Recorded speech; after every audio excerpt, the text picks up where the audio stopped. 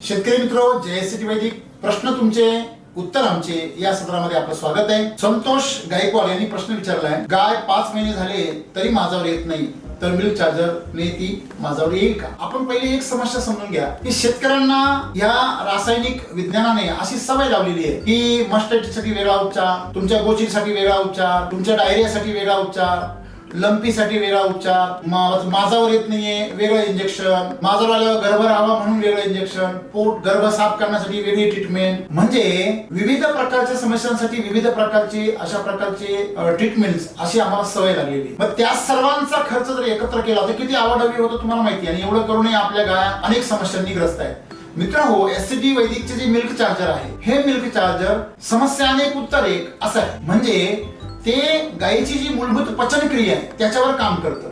तुम्ही खुराक सोन्यासारखा घालाल पण ते सोनं पचलं तर पाहिजे ना, आणि म्हणून तुमचा लाख मोलाचा खुराक आणि चारा हा 100% सुंदर प्रकारे पचवण्याचं काम क्षमता तिच्या शरीरामध्ये तयार होते, आणि त्याचा परिणाम असा आहे की तुमची गाय बी वेळेवर माझ्यावर येते, तुमची गाय गर्भधारणा करते, त्याचबरोबर कुठल्याही रोगाला ती बळी पडत नाही, आणि तुमचं त्या वेताला दूधही वाढतं, पूर्ण क्षमतेने गाय दूध देते, तिचं होणारं पिलू देखील अतिशय सशक्त होतं, बाळंतपण देखील सहज प्रकारे होतं। त्यामुळे मिल्क चार्जर म्हणजे सर्व समस्यांचा एक उपाय, आपण ते बिनधास्त वापरू शकता आणि ते आपण सातत्याने वापरलंच पाहिजे। धन्यवाद।